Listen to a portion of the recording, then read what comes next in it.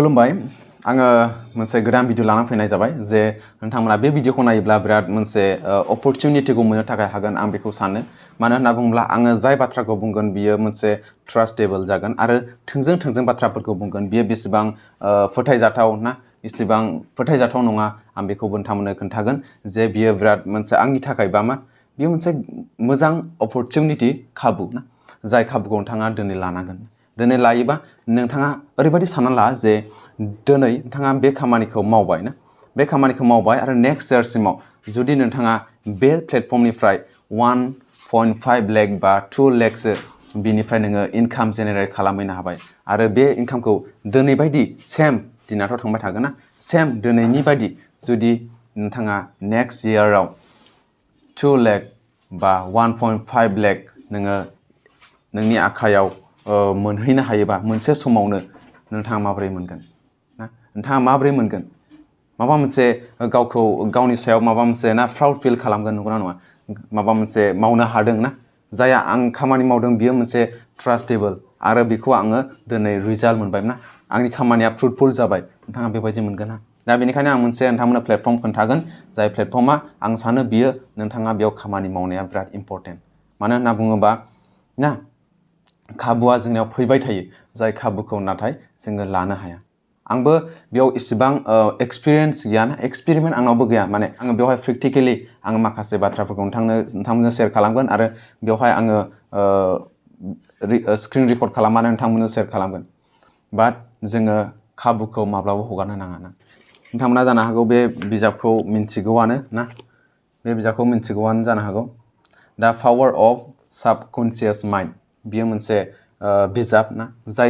जायखौ फरायोबा नोंथांमोननि लाइफआव माबा मोनसे रियलाइज खालामनो हागोन जोङो माबोरै लाइफखौ माबायदि डाइरेक्सनाव जों लांनांगौ जोङो बेखौहाय मिन्थिनो हागोन ना फैसाया जोंनाव फैयो आरो थाङो जोङो फैसा लस जानायखौ माब्लाबाबो गिनो नाङा फैसा लस जानायखौ जोङो गिनो नाङा मानो होनना बुङोब्ला बुहुमाव रावबो ओरैबायदि सासे बिजनेसमेन गैया कि फैसा लस जायाजासे बियो बिजनेसखौ फसंनो हानाय साफ्रोमबो बिजनेसमेना फैसा लस जाखायो साफ्रोमबो बिजनेसमेना सानसे फेल जायो बेनिफ्रायसो फेलनिफ्रायसो जोङो साहस मोनो मानो होनना बुङोब्ला मोनसे बाथ्रा दं जायहा बयजोंबो बाहायजायो आरो बयजोंबो मिथिजानाय बाथ्रा बे जाहैबाय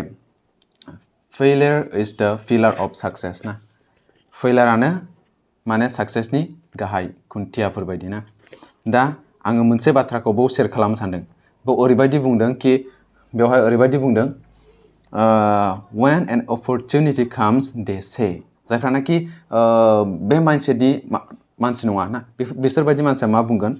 what if I fail ना जुदि आङो बेवहाय फेल जायोबा बेयाव साक्सेसआनो जायाबा बेबायदि सानगोन आरो ना I might lose my money ना आङो आंनि थाखाखौ आं दैयावनो ओरैनो बेखार खालामनाय जागोन बेफोरबायदि सानगोन आरो ना ओमफ्राय मा होनगोन people will laugh at me आरो मानसिफ्रा आंखौ मिनिगोन ना आंखौ नायनानै मिनिगोन बेबायदि बुंदों आरोना दा जों बेबायदि माइन्डसेटनि जानो नाङा अके आङो डाइरेक्टलि स्क्रिन रेकर्ड खालामनानै नोंथांमोननो खोन्थासिगोन दा बाथ्रा बुंलांब्ला आरो गोलाव जालांगोन आरो नोंथांमोना माने थोंजों बाथ्राफोरखौ मिथिनो लुगैयो आं मिथिखागौ ओमफ्राय दा बेखायनो आं थोंजोङै नोंथांमोननो खोन्थानोसै आरो बेसेबां नोंथाङा बेखौ मावथाव जागौ ना मावथाव जाया नोंथाङा लाइभ नाय बेनिफ्राय नोंथाङा खामानिखौ माव बेयाव नोंथाङा माव बा दामाव आङो बेवहाय जेबो बुङा बाट आङो बेखौहाय आं थोंजोङै बुङो कि नोंथाङा मावोब्ला बिराद मोजां मानो होनना बुङोब्ला बेवहाय मा होनना बुंगोन टाइम लिमिटबो होनाय दंखायो माने टाइम लिमिट बेसेबांसिमाव मावनांगौ बेसेबांसिमाव मावनो नाङा बिनिबो टाइम लिमिट होनाय जादों आरो गुबुन कम्पानियाव आं नुवाखै कि बेबायदि टाइम लिमिटबो होलायनाय जायो अके जोङो डाइरेक्टलि स्क्रिन रेकर्डआव थांसिगोन अके लोगोफोर जों फैबाय बियो जाहैबाय वर्ल्ड फार्म प्र बियो जाहैबाय अस्ट्रेलियायावहाय बिनि हेडक्वार्टार दं दायो इन्डियायावहाय दासो रिसेन्टलि 2024नि दा 2024 नालाय ओमफ्राय बेयो फेब्रुवारि मासावसो बियो लन्च जादों माने देग्लायनो दायो माने फेब्रुवारि मार्च दा बियो दासो बियो लन्च जानाय बेनिखायनो बियो बिराद ट्रास्टेबल बिनिफ्राय आं डाइरेक्ट खोन्थायो बियो नेक्स्ट 3 इयार्सनि थाखायल' थागोन बियो 3 इयार्सनिफ्राय बियो बेन जानो हागौ नङाब्ला 3 इयार्सनिफ्राय बियो आपडेट फैफिनगोन आरो बियो जाहैबाय नोंथांमोना बेखौ प्ले स्ट'राव थांनानैबो डाउनलड खालामहैनो हागोन प्ले स्ट'राव मोननाय जायो ओमफ्राय बेखौ आङो अपेन खालामनोसै ना अपेन खालामनोसै दा नोंथांमोना डाइरेक्टलि नैबेयाव बेयाव नायनो हागोन ने बेयावहाय नोंथांमोना माने इनभेस्ट खालामनांगौ गोनां जागोन बेनि माखासे बाथ्राखौ आङो नोंथांमोननो शेयार खालामि बेवहाय माखासे नोंथांमोना बेबायदि मा होनना बुंगोन प्लेन्सफोर नुदों जेरैहाय बेयाव दाउ नुदों ना बेयाव दाउ नुदों नैबाव ब्रिडिं बेयाव माने गाइखेर होगोन आरोना बिसोरो ओमफ्राय नैबाव बेबायदि दाउफोर नुदों बेबायदि बोरमा मेन्दा नुदों बेबायदि नैबे अमा बायदि ना बेफोरबायदि जिनिसफोर नुदों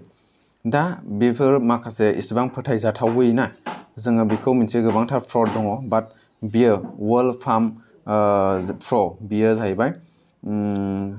बियो एसे गोबावैनो थासिगोन मानो होनना बुङोब्ला बियो गोदानै फैजेननाय भबिष्यत बियो बेन जाहैनो हागौ आरो बेयाव कम्पानि टार्म एन्ड कन्डिसन बेयाव लिरनायाव जोङो फरायोबा ना रुल जों मिथिखायो कि बियो नेक्स्ट 3 इयार्सनि थाखायल' थागोन बिनिफ्राय आपडेट फैनो हागौ नङाबा बियो बेन जानो हागौ बेनिखायनो जोंखौ टाइम लिमिट होनाय जादों 3 इयार्सनि थाखायल' बेवहाय खामानिखौ माव दा नोंथांमोना बेयाव थांनानै रेजिस्ट्रेसन खालाम आङो गाहायाव लिंक होनाय जादों बेनिफ्राय नोंथाङा मबाइल नाम्बार ओमफ्राय पासवर्ड OTP थांगोन पासवर्ड होदो बेनिफ्राय बेखौबो रेजिस्ट्रेसन खालामबानो जाबाय दा डाइरेक्टलि बेयाव फैखागोन बेयाव फैनाय लोगो लोगो नोंथांमोना बेवहाय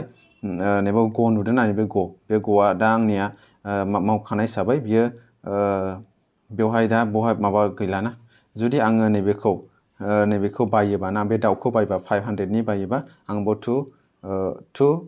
20 ना बाव रिवार्ड मोनगोन दा आंनावहाय दं जाहैबाय नै टटेल एसेट 55 बियो आंनाव बिसिबां एक्सपिरियेन्स गैया बाट आङो बेखौहाय ट्रास्टेड मोनदों जोङो मा खालामगोन आङो डाइरेक्टलि आं नैबेखौ खोन्थाग्रोनोसै ना आं डाइरेक्ट खोन्थाग्रोनोसै बेनिफ्रायबो आरो इनकामा गोबां रोखोमनि इनकाम खालामनो हायो बेयाव आङो फार्स्ट बेखौ खोन्थाग्रोनोसै वाइट लेम्बर्ड बे जायखिजाया दाउ बियो जाहैबाय माब्रैहाय जिनिसा जों बेखौ बायनांगौ ओरै जायो कि जोङो बे बुस्थुआवहाय जोङो इनभेस्ट खालामनाय जागोन आरोना बियो मोनसे एसेट कम्पानिनि एसेट बियो दा बेखौहाय जों बे एसेटआव फैसा लागायना होगोन बेनिफ्राय बे एसेटआ दाउआ बिदै दैगोन बा मोसौआ गाइखेर होगोन दा कम्पानिया बे दाउ बिदैखौ डेलि मार्केटावहाय माने मार्केटाव लांबाय थायो बेनिफ्राय गाइखेरखौ डेलि मार्केटाव लांबाय थायो जुदि नोंथांमोना फोथायाबा नैबेयाव बियो मोनसे बिनि official WhatsApp group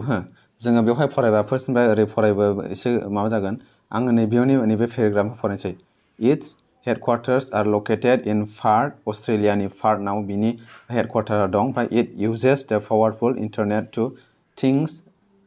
of things and huge supply logistics capabilities to supply meat बेदरफोर ना बिनिफ्राय एग्स दाउ बिदै एन्ड मिल्क गाइखेर ना टु वालमार्ट बेरफोर कस्क' बेफोराव माने बिसोरो डेलि मार्केटाव बिसोरखौ फुड मार्केट एभ्रि डे ना बिसोरो माने कम्पानिया बेयाव साप्लाइ खालामबाय थानाय जायो आरोना बेनिखायनो जोङो बियो बनि जेनाखि कमिसन नोंथाङा जेराव इनभेस्ट खालामनाय जादों बे फैसा लागायनाय जादों बेयाव बे एसेटनिफ्राय कम्पानिजों आरो जोंजों माने मा खालामनाय जागोन बेखौ कमिसन राननाय जागोन आरो दा बेनो ओमफ्राय जोङो नेक्स्टआवबो फरायबा मोनगोन world farm enter the Indian market in February this इयारनि फेब्रुवारियावसो बियो माने मा होनना बुंगोन लन्च जादों we will carry out long term business layout in India and will develop rapidly in next 3 years. World Farm has been recognized by many people in just few days. Okay, आङो बेखौ नोंथांमोना मिथिखाबाय जानो हागौ आङो डिटेललि आं खोन्थानो सानो जे जाहाथे नोंथांमोना बेवहाय गोनो गोथो जाया ना बेवहाय गोबांथार माखासे बाथ्राफोर बुंनाय दं आरो नैबावहाय आङो बेखौहाय खोन्थाग्रोनोसै ना नैखौ आं खोन्थाग्रोनि सरि अके दा जोङो नैबाव नायबा मिथिगोन जास्ट निड टु इनभेस्ट जुदि 500नि जोङो इनभेस्ट खालामोबा जोंनिया मा जागोन सानसेयाव 36 पार डे जोङो मोनगोन 500 जोङो बाव इनभेस्ट खालामोबा 500 माने बै दाउआव जोङो रिसार्च खालामनांगोन आरोना 36 जोङो पार डे मोनगोन 36 मोनगोन माने बियो दाउआथ' गाइखेर होगोन नालाय ओमफ्राय बेदरबो जानो हागौ बा गाइखेर जानो हागौ ना दाउदै जानो हागौ एन्ड टटेल अफ जोङो 500 जोङो बेसेबां मोनगोन 13,140 जोंनाव मोनगोन बियो 365 माने बोसोरसेयाव बेबायदि मोननाय जागोन ना बेबायदि मोनगोन खिन्थु बेयावनो खननै एसेट बायनो हागोन बेवहाय ना खननै बायोबा बेसेबां जागोन बियो जायखिया 13,000 खौ डाबल खालामबानो नायबानो जाबाय दाना 15,000 जुदि नोङो बायोबा सानसेयाव 96 नोङो पार डे मोनगोन बेनिफ्राय नोङो 35,000 नोङो बेनिफ्राय इनकाम खालामनो हागोन बेयावबो खननै नोंथाङा मा होनना बुंगोन इनभेस्ट खालामनो हागोन 365 डेज नोंथाङा टाइम होनाय जागोन बेनिफ्राय आरो नेक्स्ट समाव 3,000 नोंथाङा जुदि बायोबा सानसेयाव 192 पार डे नोंथाङा मोनगोन बेनिफ्राय टटेल नोङो मोनगोन 69,120 रुपिस नोंथाङा बेनिफ्राय मोनगोन माने 70,000 जाहैबाय ना बेबो 360 डेज बे 65 नङा बेयो 360 डेज माने बोसोरसेनि एसे खम जागोन आरोना अके दाना बेनिफ्राय बेयावबो खननै बायनो हागोन खननै इनभेस्ट खालामनो हागोन 6,000 जुदि नोंथाङा 6,000 नि बायनो हायोबा 360 डेज मोनगोन बेनिफ्राय 1,30,000 नि खाथियाव ना 29,600 1,30,000 नोंथाङा बेनिफ्राय मोननो थाखाय हागोन बेबो खननै नोंथाङा बाव इनभेस्ट खालामनो हागोन 1 लाख ला बेसेबां जागोन नोंथांमोना सानना नायबानो जाबाय बेनिफ्राय 10,000 जुदि नोंथाङा इनभेस्ट खालामनो हायो अब्ला नोंथाङा सानसेयाव 600 पार डे मोनगोन 2,16,000 नोंथाङा नेक्स्ट इयारावहाय नोंथाङा मोननो हागोन अब्ला नोंथांमोना सानना नाय जे दिनैहाय नोंथाङा बेबायदि इनभेस्ट खालामना दोनोब्ला नेक्स्ट इयाराव माबा मोनसे एसेट खालामहैनो हागोन एसेट बायहैनानै दोननो हागोन आं बेखौ माने ट्रास्टेड मोनदों मानो होनना बुङोब्ला बेवहाय टाइम लिमिटबो होनाय जादों आरोना जुदि नोंथाङा फ्रि ट्रायल नांगौबा नैबाव नै जुदि नोंथाङा सानै मानसिखौ इनभाइट खालामनो हायो आरो बिसोर सानै मानसिया रिसार्च खालामो अब्ला नोंथाङा 40 डेजनि थाखाय फ्रि प्लेन मोनगोन ना फ्रि प्लेन मोनगोन बेयो मोनसे फायदा जाहैबाय रिसार्चबो सोनाङा नोङो बेवहाय फ्रि माने प्लेन मोनगोन आरो बेनिफ्राय आङो डाइरेक्ट वेबसाइटआव थांसै ना वेबसाइटआव थांनोसै नोंथाङा बेयाव नायनो हागोन जुदि सासे मानसि नोङो इनभाइट खालामनानै ना सासे मानसि इनभाइट खालामनानै बे मानसि इनभाइट खालामनाया नैबाव 10,000 नि माल बायोब्ला नोंथाङा डाइरेक्ट गथा खनसेनो मोनगोन 1 लाख रुपिस नोंथाङा मोननो हागोन नैबाव गोजाव लिरनाय दंमोन नैबाव ना 1 लाख नोङो रिवार्ड्स मोननो थाखाय हागोन इनभाइट आरो नैबावहाय माखासे प्लेन दंबावो ना इनभाइटनि नोङो टिम बानायनाय मेनानो टिम बानायनाय भिलेज 1 जुदि नोङो सासे मानसि मेम्बार खालामनो हायोब्ला इनभाइट खालामनो हायोबा आरो बे मानसिया रिसार्च खालामोबा नोंथाङा मोनगोन 150 रुपिस मोनगोन जुदि साथाम हायोबा 500 मोनगोन आरो साबा हायोबा 1000 मोनगोन आरो 10 जन नोंथाङा मेम्बार खालामनो हायोब्ला 2500 रुपिस मोनगोन इनभाइट 30 भिलेज मेम्बार्स खालामनो हायोबा 8000 रुपिस मोनगोन बेनिफ्राय इनभाइट 50 मेम्बार्स नोंनाव टिम जायोबा ना 15,000 मोनगोन ना इनभाइट 100 भिलेज मेम्बार्स जायोब्ला 30,000 मोनगोन 200 जायोबा 70,000 मोनगोन 1000 जायोबा 4 लाख मोनगोन बेनिफ्राय 2000 मेम्बार जायोब्ला 10 लाख नोंथाङा बेनिफ्राय मोननो थाखाय हागोन जुदि नोंथाङा दिनैहाय सानै मानसि इनभाइट खालामनानै बै सानै मानसियाबो बेबायदि खामानि मावलाङै हमना लादो नेक्स्ट इयारावहाय नोंथांनि टिमावहाय बेसेबांखो 100 जाहैबायलायनो ना 100 जायोबा आङो बोसोरसेयाव 100ल' नङा आरो गोबां जाहैनो हागौ 2000बो जाहैनो हागौ 1000बो जाहैनो हागौ हमना लादो आङो 100ल' होनबाय 100 जाहैब्ला नोंथाङा 30,000 रुपिस नोंथाङा गथा मोननो हागोन आरोना बियो मोनसे फायदा ना बेनिफ्राय इनकाम फैबावगोन आरो जोंना बेवहाय डेलि इनकामाथ' फैबाय थाखागोन जोङो रिसार्च खालामोबा डाइरेक्ट नैबाव रिसार्चआव थांदो रिसार्चआव थांनानै बबे एमाउन्टखौ नोंथाङा रिसार्च खालामो बेवहाय खालामनो हागोन 500 निफ्राय लानानै डाइरेक्ट 50,000 सिम नोंथाङा रिसार्च खालामनो हागोन आरोना आङो सानोखि नोंथाङा इसेबां गिदिर एमाउन्ट रिसार्च खालामनाङा आङो सानो 6,000 सिम नोंथाङा रिसार्च खालामनो हागोन आरो बेवहाय आङो डाइरेक्ट बुङो बियो माबाबाबो खारनाय नंथ'आ मानो होनना बुङोब्ला बियो दासो फेब्रुवारि मासावसो बियो लन्च जादों आसा खालाम नोंथांमोना बुजिबाय जानो हागौ आरो बुजियाखैबा आरो सोंहरबावनो हागोन आरो आङो नाजागोन कि नोंथांमोननि गासैबो आन्सारफोरखौ कुइसनफोरखौ आङो सल्भ खालामनो नाजागोन बेनिफ्राय आङो गाहायाव लिंक होना दोनबाय जे बेवहाय आङो बेखौबो थोंजों खोन्थायो जुदि नोंथाङा आंनि टिमाव जायोबा जोङो जयै मावलांगोन आरो नोंथाङा आंनि लिंकजों जइन जायोबा माबा मोनसे आङो नोंथांनिफ्राय जे आङो दिनैहाय खस्थ' खालामदोंना खस्थ' खालामनानै भिडिअ बानायदों बे भिडिअनि खस्थ' खालामनायनि फिथाइखौ आंबो मोननो थाखाय हागोन आं बेखौ आसा खालामबाय आरो अके लोगोफोर आङो दा बेखिनि भिडिअखौ लानानै